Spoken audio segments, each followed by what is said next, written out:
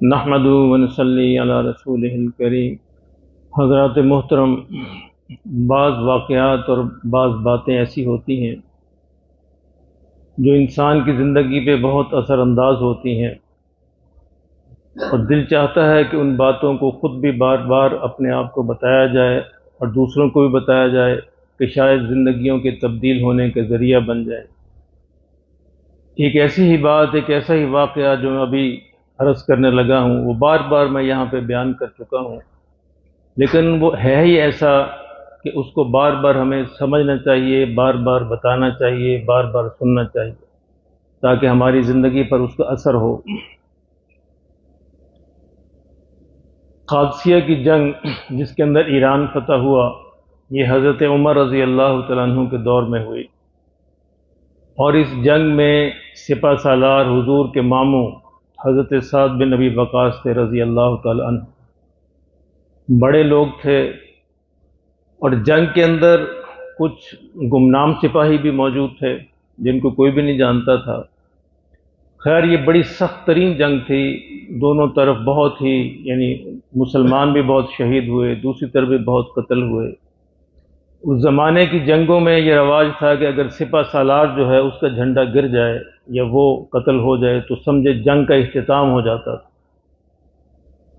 تو ایرانیوں کا جو سپہ سالار تھا اس کو شکست ہوئی، وہ گر گیا اور قتل ہوا۔ ایک عام مسلمان سپاہی نے، جس کو کوئی جانتا بھی نہیں تھا، اس کا مقابلہ کیا، اس کا سر کاٹا، اور کاٹ کے جو اس کے سر پہ جو تاج تھا کروڑوں کا، اس زمانے میں ہیروں کا بنا ہوا تھا، وہ کاٹ کے وہ اتار کے لے آئے۔ اب یہی دستور تھا کہ وہ مال غنیمت میں ساری چیزیں جمع کروائی جاتی ہیں۔ وہ بھی اسے لے کر حضرت سعد بن ابی وقاص کے پاس پہنچا، سپہ سالار تھے کہ میں یہ مال غنیمت میں جمع کرواؤں۔ مال غنیمت میں جمع کروایا تو ظاہر ہے وہ بہت ہی قیمتی چیز تھی، بہت مالیت تھی اس کی۔ حضرت سعد کہنے لگے کہ بیٹا مجھے اپنا نام تو بتاتے جاؤ تاکہ جب مال غنیمت تقسیم ہو تو میں تمہارا حصہ یاد رکھوں، اتنا بڑا تم نے کام کیا ہے۔ اس نے کہا امیر، جس کے لیے میں نے یہ کام کیا تھا وہ میرا نام جانتا ہے۔ اللہ اکبر، یہ کہہ کے چلا گیا۔ تاریخ آج تک اس کا نام نہیں جانتی۔ اتنا بڑا کام، ایران فتح ہو گیا، اور لیکن وہ ایک جملہ کہہ کے چلا گیا، امیر جس کے لیے میں نے یہ کام کیا تھا وہ میرا نام جانتا ہے۔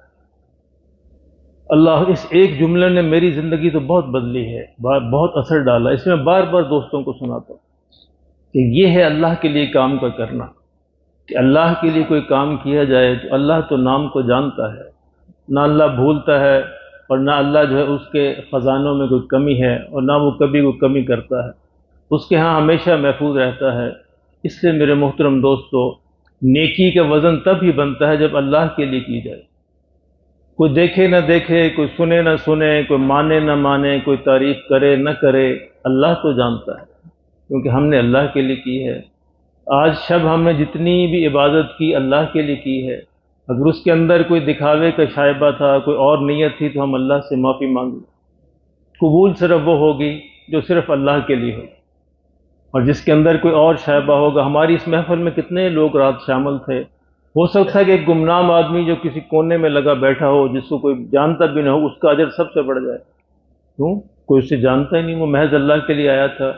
ایک گمنام آدمی جس نے لوگوں کی خدمت کی، کوئی اس کا نام بھی نہیں جانتا، میں نہیں بھی جانتا، لیکن اللہ تو جانتا ہے، تو وہ اس کا اجر سب سے بڑھ جائے۔ تو یہ وہ طریقہ ہوتا ہے دین کا کام کرنے کا، نیکی کا کام کرنے کا، کہ ایسے طریقے سے کیا جائے کہ لوگ مانے نہ مانے، سمجھے نہ سمجھیں، جانے نہ جانے، اللہ تو جانے، اور اللہ تو جانتا ہے، ہر حال میں جانتا ہے۔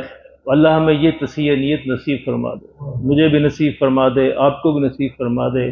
ہمیشہ یاد رکھیے کہ امیر جس کے لیے میں نے یہ کام کیا تھا وہ میرا نام جانتا ہے، تو اللہ جانے گا اور اللہ کبھی محروم نہیں رکھے گا۔ اللہ ہمیں نصیب فرما دے۔